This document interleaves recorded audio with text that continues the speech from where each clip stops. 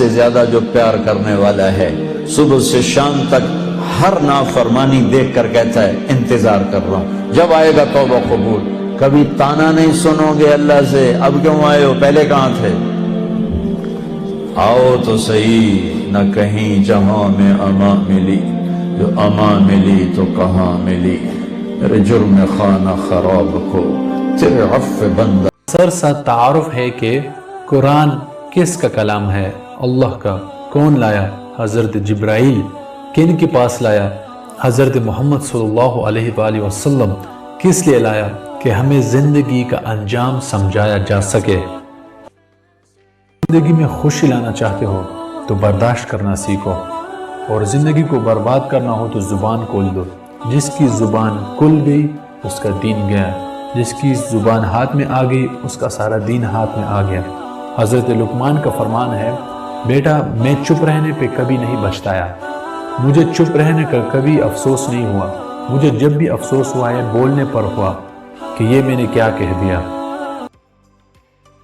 ایک صحابی نے پوچھا یا رسول اللہ سب سے بڑی نیکی کیا ہے؟ تو آپ نے کہا اچھے اخلاق سب سے بڑی نیکی ہے۔ پھر اس نے پوچھا یا رسول اللہ سب سے بڑی برائی کیا ہے؟ تو آپ نے فرمایا برے اخلاق سب سے بڑی برائی ہے۔ گناہوں میں پڑ جانا، گالی گلوچ، لوگوں پر جھوٹے مقدمے، یہ عام معمول بنا ہوا ہے۔ جھوٹی گواہیاں، جھوٹے مقدمے اور دھوکہ، فراڈ، فریب، یہ برے اخلاق ہے۔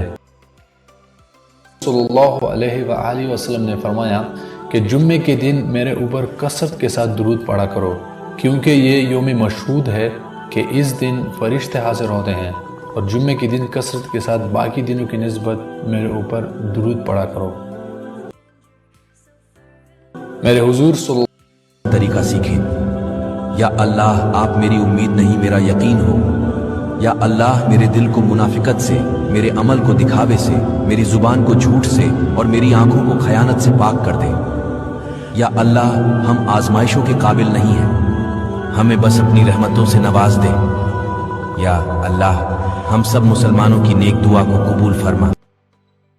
صلی اللہ علیہ وسلم نے پوچھا یا اللہ تیرے ناراض ہونے کی نشانی کیا ہے؟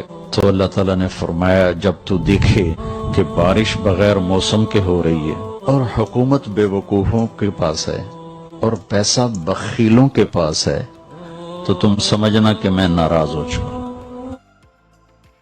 جس نبی کو رحمت للعالمین کہا گیا، آج ہم ان سے محبت کے دعوے دار تو ہیں، آج ہم ان کی محبت میں گلیاں بازار تو سجاتے ہیں، لیکن ان کی لائف کو سٹڈی کرنے کا ٹائم نہیں ہے ہمارے پاس۔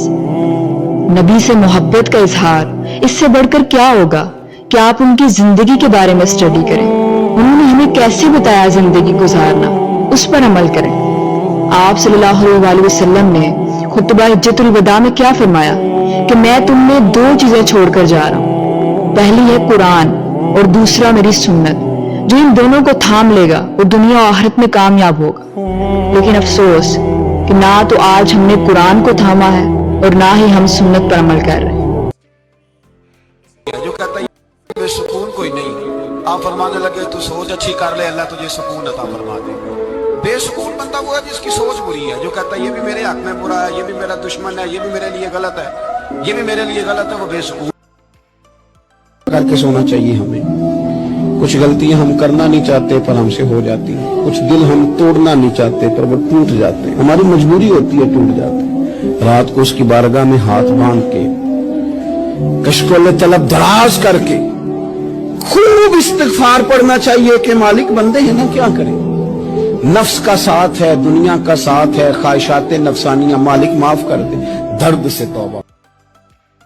میرے نبی نے فرمایا تیرا باپ تیری جنت کا سب سے بڑا دروازہ ہے، اگر تو نے باپ کو ناراض کر کے موت پائی تو تیرے لیے جنت کا دروازہ کھل نہ سکے گا، یہ باپ کا مقام ہے۔ سے بھی کوئی پوچھتا ہے بھلا، اور یہ کہنے والوں جب ہمارے حضور صلی اللہ علیہ وآلہ وسلم گھر میں داخل ہوئے تھے نا تو فرمایا تھا فاطمہ علی کا رشتہ آیا ہے، ہاں کر دوں؟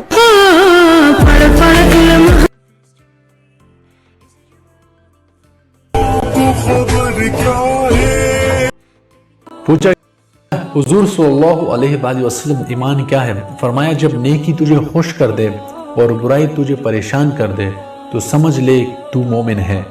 हाँ, कभी ऐसा भी होता है कि अंदर मर जाता है, ज़मीर मुर्दा हो जाता है, फिर गुनाह करने के बावजूद भी इंसान कुछ महसूस नहीं करता और ये बदतरीन कैफियत है किसी शख्स की।